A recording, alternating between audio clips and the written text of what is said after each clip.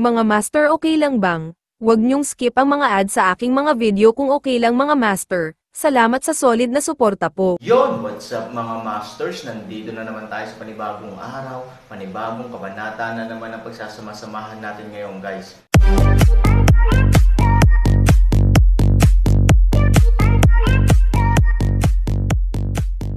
Bali mga masters, kung bago ka pa lang po sa aking YouTube channel, please click the subscribe button, lalong-lalo na po yung notification bell guys, para maging connected pa rin tayo sa isa't isa at maging updated kayo sa mga susunod ko pang video. Bali mga masters, bago natin umpisahan ng kwento ay mag-shoutout po muna tayo para sa mga solid nating tagapakinig. Shoutout kay Felchay at shoutout kay Mario Francisco. Yun na nga mga masters, no? Bali hindi na ito patagalin. In 3, 2, 1, let's go! Pagkakita kay Tianhong tumatawa ng mabangis, galit na tumayo si Huya. Ano? Damdog, hindi mo kakayanin ngayon, pwede mo bang pagtakpan ang ngiti mo? Tumigil sa pagtawa si Tianhong at galit na tumingin kay Huya. Taksil ka, anong alam mo? Pagkatapos magsalita, tumingin siya kay Han Sanchen.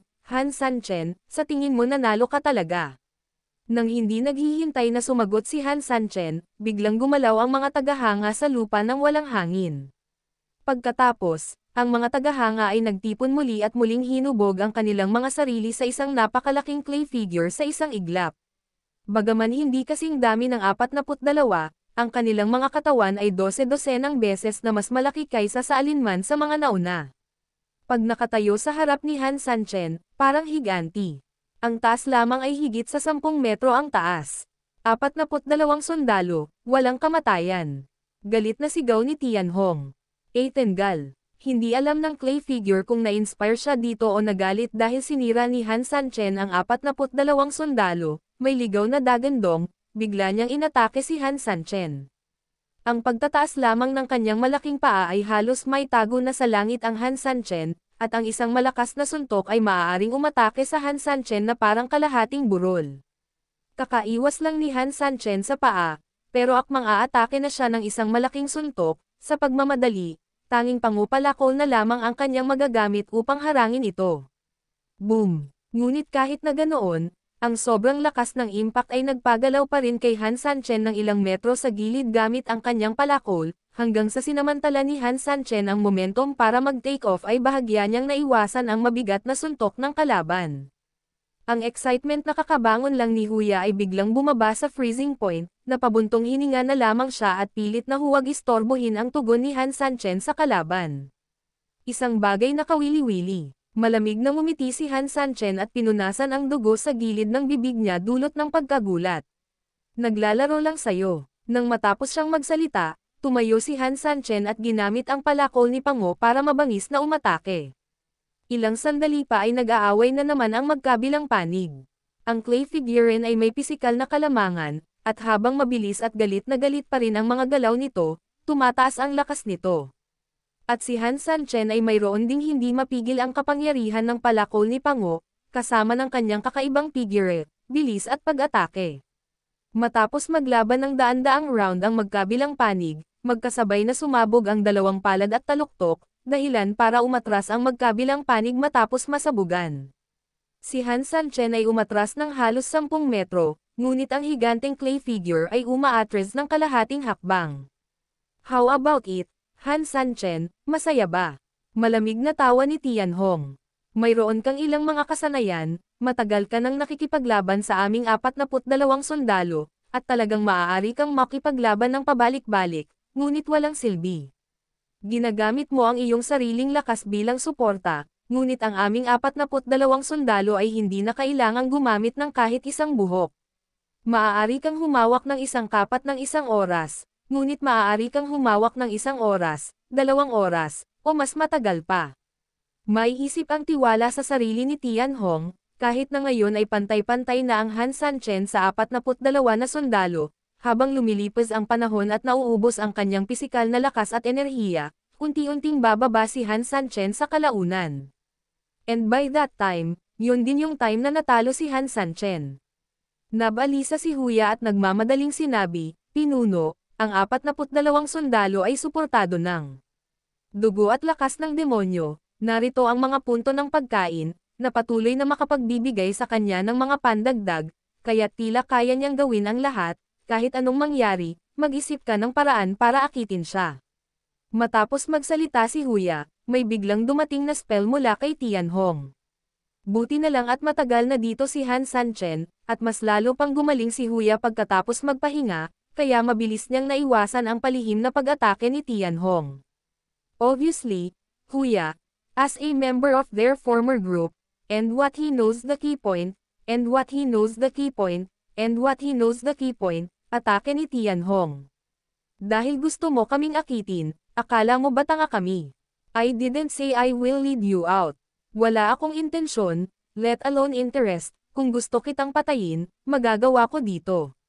Nanlamig ang mukha ni Tianhong, Han Sanchen, you sound so crazy. Gusto kong makita kung paano ka pumatay. Malamig na ngumiti si Han Sanchen, at ang paglaban ng lakas ay ang pinakamabisang sagot. Wala siyang balak makipagtalo sa kanila dito kaya sumabog ang super lakas niya at dirdiretsong inatake ulit ang Clayman. Ang taong luwad ay hindi gustong maiwan, umungal ng mabangis, at direktang hinarap siya. Galit na sinunog ni Han Sanchen si Ji at ginalaw ang apoy na kamao sa kanyang katawan gamit ang kanyang kanang kamay. Kinuyam din ng clay figure ang kanyang kanang kamao at marahas itong ibinayo. Tila saglit lang, isa na namang subversibong digmaan ang malapit ng sumiklab sa pagitan ng dalawang partido. Gayunpaman, sa sandaling magkalapit na ang kanyang mga kamao, direktang inatake muli ni Han Sanchen si Yu Huang at direktang nilabanan ang atake nito, tumalikod siya at biglang hinampas sa ulo ang clay figurine. Ito ang kakaiba sa mga kakayahan ngayon ni Han Sanchen. Gamit ang iba't ibang epekto ng maraming diskarte, ganap na magagawa ni Han Sanchen ang mga bagay na hindi mo inaasahan na lilito siya, at kahit naisipin mo ito, magagawa pa rin niya ang ganap na magkakaibang mga bagay gamit ang sarili niyang pamamaraan. Boom! Isang suntok ang direktang tumama sa clay figure sa ulo. Kahit na ang isang ulo lang ng clay figurine ay kasing laki ng isang malaking bato, sa ilalim ng mabangis na pag-atake ni Han Sanchen, ang buong malaking katawan ay umatras pa rin ng kalahating hakbang, at ang ulo nito ay marahas na tumagilid dahil sa gravity. Tenggal. Akma rin ang inayos ng clay figure at ibinaba ang kaliwang kamao sa pagtatangkang maghiganti. Ngunit kung gaano kabilis si Han Sanchen, bahagyang umatras siya at ligtas na nakatakas, naiwan lamang ang galit at umaatungal na figure ng luwad. Maganda. Natuwa si Huya. Ang pinuno ay talagang pinuno, at siya nga ang pinakamataas na dalubhasa sa alamat, hindi nakakagulat na ang mga matatanda ay nagpadala ng napakaraming tao upang kabkuban siya, ngayong napanood ko na ang laban niya, aminin ko na ito ay kinakailangan para mapabagsak ang taong ito. Maaari siyang malayang lumipat sa pagitan ng opensa at depensa, kahit na siya ay kasing lakas ng taong luwad, hindi siya nagsamantala sa gayong laban, sa kabaligtaran, si Han Sanchen ang may ganap na mataas na kamay. Kung ang clay figurine ay hindi ang 42 sundalo, at kung walang mga food point dito na patuloy na makapagbibigay ng enerhiya nito, maaaring direktang maalis ni Han Sanchen ang malaking killer na ipinagmamalaki ng kanilang organisasyon. Malamig ang mukha ni Tianhong at nakakuyom ang mga kamao, nakapagdesisyon na siya, kung may nangyaring mali, agad niyang pangungunahan ang kanyang mga tropa para tumulong. Tenggal. Galit na galit ang taong luwad, bigla niyang itinaas ang kaliwang paa at dirdiretsong napadyak sa lupa ng sobrang lakas, yumanig ang lupa at yumanig ang mga bundok. Kasabay nito, ang putik sa kanyang katawan ay naglalabas din ng mga alon ng nakakatakot na hininga ng hari. Sa sumunod na segundo, bigla siyang sumugod patungo sa Han Sanchen, tiyak na mapupunit ang nakakainis na kontrabida na ito. Hindi nang ahas magpabiya si Han Sanchen, muli niyang hinawakan ng mahigpit ang palakol ni Pango at diretsyong sinisingil. Ang clay figurine ay nagpapakita ng kapangyarihan nito, galit na sigaw ni Tianhong. Sa oras na ito, natuklasan na niya na may malabong gininto ang liwanag ang lumitaw sa buong katawan ng clay figure. Ito rin ay nagpapakita na ang clay figurine ay pumasok sa isang marahas na yugto. Kung ito ay isang maliit na pagsubok lamang noon, ngayon ay ang sandali na ang clay figurine ay talagang nagsisimulang ipakita ang kanyang mga kakayahan.